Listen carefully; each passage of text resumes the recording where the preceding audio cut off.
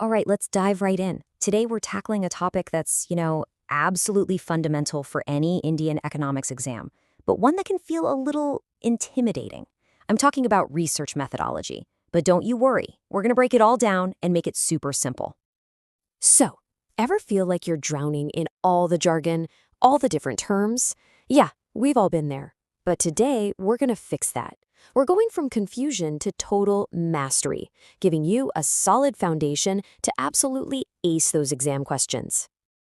So, here's our game plan for today. First, we'll decode what research methodology even is.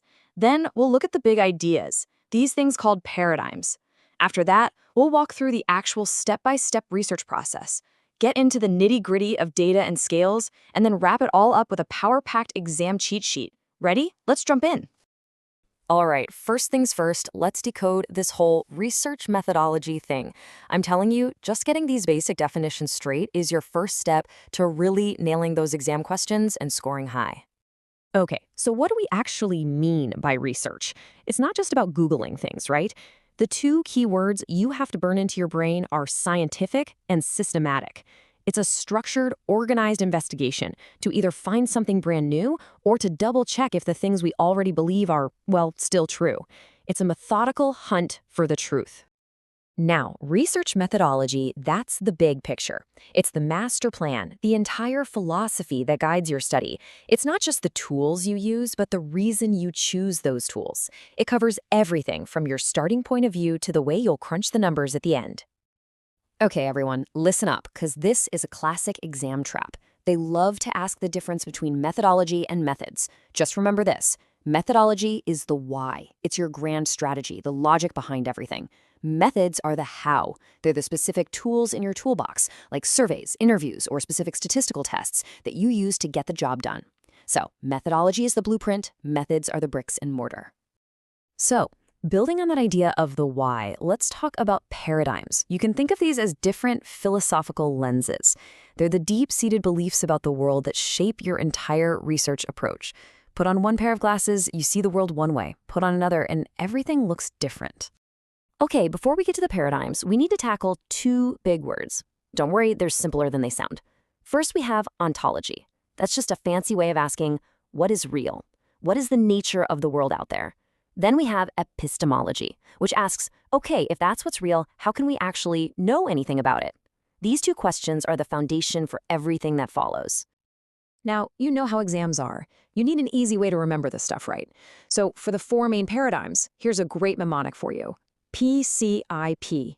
Just take to yourself, please crack important problems. It's that simple. PCIP. All right, let's break down PCIP. First, P for positivism. This is your classic objective, just the facts scientist. If you can't see it and measure it, it doesn't count. Next, C for critical theory. This one digs deeper.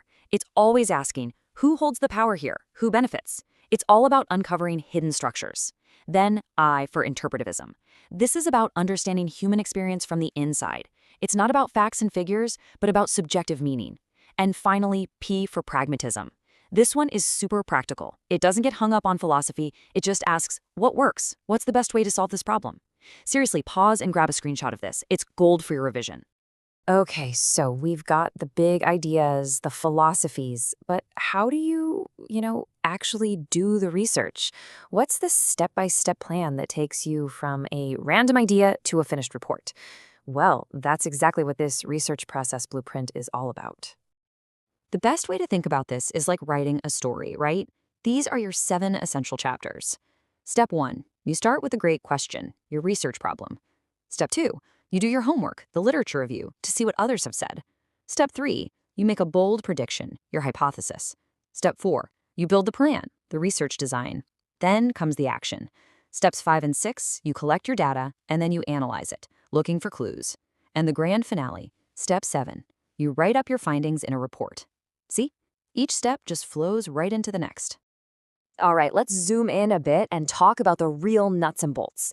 These are the things you'll be working with day in and day out in any economic analysis. Your hypotheses, the different types of data, and the scales you use to measure everything. So first up, we have time series data. It's exactly what it sounds like. You're tracking one thing over a series of time points. A perfect example is looking at India's GDP growth every year since 2000. It doesn't just give you a list of numbers, it paints a picture of our economic journey, right? You can see the highs, the lows, the whole story, year after year. Next up is cross-sectional data. Now, think of this like taking a photo, a snapshot in time. Instead of looking at one thing over many years, you're looking at many things at one single moment. For example, comparing the literacy rate of every single Indian state, but only for the year 2024. In one go, you see who's leading, who's falling behind, and that's incredibly powerful for policy. So what happens when you take that timeline from time series and that snapshot from cross-section and you smash them together? Well, you get pool data. And this, my friends, is where the magic happens. Now you're not just looking at India's GDP over time or the states in one year. You're looking at every state's GDP and investment over 25 years. This lets you ask much, much deeper questions. Okay, another must-know for your exams, measurement scales. How we measure things is super important. And lucky for us, there's another really easy way to remember the 4 levels. Just think of the French word for black, noir, N-O-I-R. So let's walk through noir with some simple Indian examples. N is for nominal. This is just names or labels, like Delhi, Mumbai, Chennai. There's no order. O is for ordinal. Now there is an order. A good rating is better than an average one. I is for interval. Here the gaps between the numbers are meaningful and equal. Think temperature. The difference between 20 and 30 degrees is the same as between 30 and 40. And finally, R for ratio. This is the most powerful. It has everything the others have, plus a true absolute zero. Like income in rupees. 0 rupees literally means no money. As you go from N to R, the kind of math you can do gets more and more powerful. Phew! Okay, we've gone through a ton of stuff, so now let's boil it all down into a super concentrated cheat sheet. This is what you absolutely need to remember walking into that exam hall. All right, quick fire round. The absolute core concepts. Research is systematic and scientific. Methodology is your why. Methods are your how. Ontology asks, what is reality? And epistemology asks, how do we know it? You've got to have these locked in. And now for the big frameworks, your mental cheat codes. For paradigms, remember PCIP. For the process, remember the 7 logical steps from problem to report.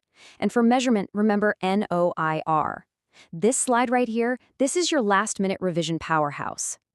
And that's it. You now have the complete map to navigate the world of research methodology. It's not so scary now, is it? We've given you the map, we've given you the compass. The only question left is, what economic truth will you discover?